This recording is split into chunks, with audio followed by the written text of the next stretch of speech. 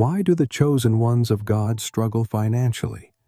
You may be faithful, prayerful, and walking in obedience, yet your finances seem to be stuck. If you've ever felt like this, know that you're not alone. Today, we'll reveal the spiritual reasons behind financial struggles and, most importantly, how to overcome them using biblical wisdom. Stay with me, because this message will shift your perspective. Many believers assume that financial struggle is a punishment, but the Bible teaches otherwise. Sometimes it's a test of faith, a call to wisdom, or an attack from the enemy. Let's explore why this happens. First, lack of knowledge. Hosea 4:6 says, "My people are destroyed for lack of knowledge." Many believers struggle financially because they were never taught God's financial principles. The world teaches debt, greed, and self-reliance, but the Bible speaks of stewardship, wisdom, and generosity. Second, spiritual warfare. The enemy knows that a financially struggling believer has limited influence.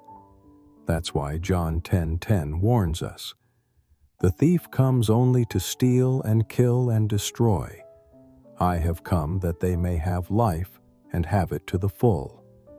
The devil wants to keep you in lack so you can't fund ministries, help others, or walk in your divine calling. But God's plan is abundance, not just for yourself, but to be a blessing to others. So, how do we overcome financial struggles? God has given us the blueprint. 1.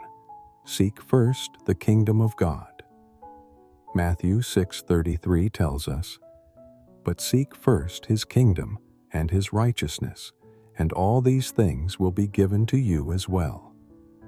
If you put God first, he will take care of your needs. This means prioritizing prayer, obedience, and seeking wisdom in your financial decisions. 2. Diligence and hard work. Proverbs 10:4 teaches us, "Lazy hands make for poverty, but diligent hands bring wealth." Faith without action is dead. If God has given you a skill, use it. Work hard, be excellent in your craft, and opportunities will come. 3. Tithing and generosity. Malachi 3:10 gives a powerful promise. "Bring the whole tithe into the storehouse, that there may be food in my house. Test me in this, says the Lord Almighty, and see if I will not throw open the floodgates of heaven and pour out so much blessing that there will not be room enough to store it." When you give, you activate divine provision. God's economy is different from the world's. He blesses those who give cheerfully and trust him. 4. Avoiding debt and managing finances. Wisely.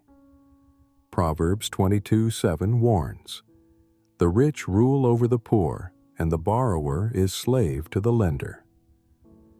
Debt can keep you in a cycle of financial bondage. Live within your means, save, and seek God's wisdom in every financial decision. Your season of abundance is coming. God does not desire for you to stay in lack. He is your provider, your source, and your waymaker. Stay faithful, apply his principles, and you will see breakthrough. Deuteronomy 8:18 declares, "But remember the Lord your God, for it is he who gives you the ability to produce wealth, and so confirms his covenant, which he swore to your ancestors, as it is today." You have the ability. God has already placed it inside of you. Now, walk in it. Now that you know the truth, it's time to take action.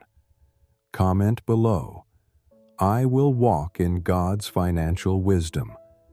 Let's declare it in faith. And if this message blessed you, like, share, and subscribe for more biblical teachings on faith, finances, and purpose. Together, we're building a community of believers who walk in divine abundance.